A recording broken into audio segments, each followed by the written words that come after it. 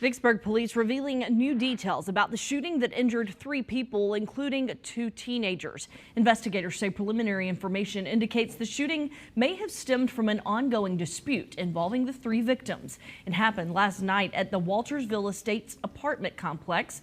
15-year-old Anthony Nash, 19-year-old Jaden Bailey, and 15-year-old Devontae Thigpen Jr. were all hurt. No charges have been filed yet, and Vicksburg police say they'll release more information as that case develops.